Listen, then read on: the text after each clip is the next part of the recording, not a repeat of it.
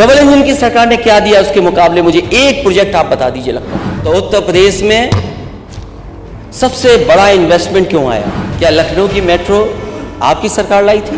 7 साल हो गए डबल इंजन की सरकार के, 7 साल हो सकता है 6000 से ज्यादा व्हाइट कॉलर जॉब कर रहे हैं वहां पर। क्या ये मेट्रो स्मार्ट सिटी का हिस्सा नहीं है? और वो इंफ्रास्ट्रक्चर कहाँ है जहां आप एमएसपी उपलब्ध करा सकें? और शिक्षा का स्तर में क्या बात करूं, शिक्षा के स्तर पर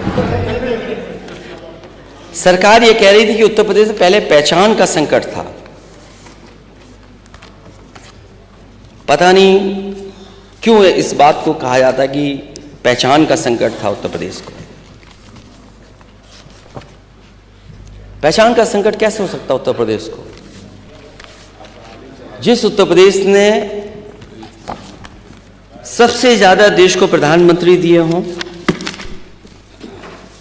प्रधानमंत्री के साथ साथ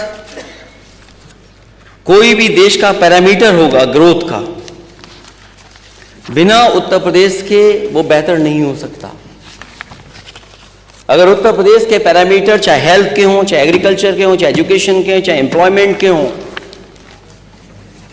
किसी भी पैरामीटर पर अगर उत्तर प्रदेश पिछड़ जाएगा तो देश के पैरामीटर्स पिछड़ जाएंगे। अगर ये बात कही जाती है पहचान का बहुत बड़ा संकट था, ये बात किसी को समझ में नहीं आएगी। और अगर पहचान का संकट था 2012 से लेकर के 2017 में, तो उत्तर प्रदेश में सबसे बड़ा इन्वेस्टमेंट क्यों आया? एचसीएल लखनऊ में क्यों आया? ट्रेनिंग इंस्टीट्यूट एचसीएल की क्यों बनी लखनऊ में? चक गजरिया में ट्रिपल आईटी क्यों बनी? और एचसीएल वो जगह है, जब पहली बार मैं उसका उद्घाटन करने गया था तो उस समय जो बच्चे और बच्चों के जो माँ बाप थे, कई माँ बाप ने मुझे बधाई दी और धन्यवाद दिया मुझे, और कहा कि मैं सरकार का और आपका धन्यवाद इसलिए देती हूं कि जिसके कारण हमारे बच्चे जो हैदराबाद या चेन्नई में पढ़ते थे, नौकरी करते थे, वो आज हमारे घर के पास हमारे बीच रह करके पढ़ रहे हैं और नौकरी कर रहे हैं।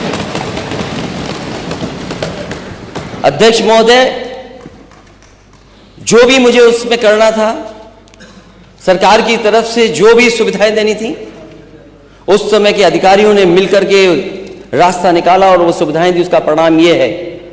और मैं तो कहूंगा कि किसी भी मान्य सदस्य को अगर शक हो इस बात का कि एचसीएल में कहां के बच्चे पढ़ रहे हैं, वो जाकर के देखें। इसी लखनऊ, इसी कानपुर के सबसे ज्यादा बच्चे वहां पढ़ रहे हैं, नौकरी कर रहे हैं और सबसे ज्यादा सम्मान की नौकरी पा रहे हैं। हो सकता है 6000 से ज्यादा व्हाइट कॉलर जॉब कर रहे हैं वहां पर। डबल इंजन की सरकार ने क्या दिया उसके मुकाबले? मुझे एक प्रोजेक्ट आप बता दीजिए लखनऊ में, या पूरे उत्तर प्रदेश में बता दें आप। सैमसंग फाइल उठा करके देख लीजिए, किस सरकार की देन है। जो उसको सरकार की तरफ से इंसेंटिव मिलना था, उसके लिए कोर्ट जाना पड़ा उसको, तब जाकर के सरकार ने कितने वर्षों के बाद इंसेंटिव दिया है। और जो मेट्रो चल रही है शहरों में, क्या लखनऊ की मेट्रो आपकी सरकार लाई थी? तस्वीर तो अपनी लगा दी। यही तो कर सकते हैं आप, और क्या कर सकते हैं? क्या लखनऊ की मेट्रो आप लाए थे? और अगर आप लाए थे तो जहां तक जाती है वहां से वापस क्यों आ जाती है? दूसरे सेक्शन में क्यों नहीं गई अभी तक? 7 साल हो गए डबल इंजन की सरकार के, 7 साल हो गए। वो मेट्रो वहीं से लौट के आ जाती है। क्या कानपुर की मेट्रो आपने प्रपोज की थी? क्या कानपुर की मेट्रो आपकी सरकार की प्रपोज थी? क्या आगरा की मेट्रो आपकी प्रपोज थी? और अगर आपने प्रपोज किया था तो उसका सेकंड फेज क्यों नहीं कर पा रहे हो आप? दिल्ली से जोड़ने वाली नोएडा, वो किसने मेट्रो बनाई?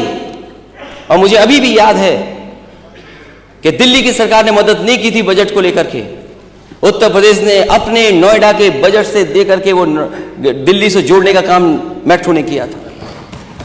नोएडा टू ग्रेटर नोएडा किसने मेट्रो दी थी? मैं जानना चाहता हूं जो पहचान या पहचान का संकट था, अगर संकट कोई पैदा कर रहा है डेवलपमेंट को लेकर के या अर्बनाइजेशन को लेकर के, तो वो आपकी सरकार है, वो संकट पैदा कर रही है। क्या ये मेट्रो स्मार्ट सिटी का हिस्सा नहीं है?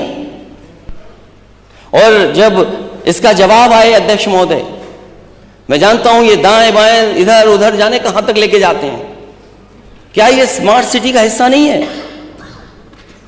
और मुझे याद है मैंने बनारस को भी मेट्रो दी थी, लेकिन आपने बनारस की मेट्रो नहीं बनने दी। और जब आप पहली ट्रिप में गए थे झांसी, मुझे आज भी याद है, कई बार on the floor of house में ये बात कह चुका हूं, आपने कहा था कि झांसी से दिल्ली को जोड़ने के लिए एक्सप्रेसवे बनाया जाएगा। क्या वो एक्सप्रेसवे बन गया 7 साल में? झांसी में मेट्रो बन गई क्या? किसान की आय दोगुनी की बात, क्या किसान की आय दोगुनी हो गई? क्या एमएसपी मिलने लगा? आपने बजट में भी और गवर्नर स्पीच में भी इन बातों को डाला है कि हम किसान की लाभकारी मूल्य दे रहे हैं। क्या सरकार एमएसपी देगी?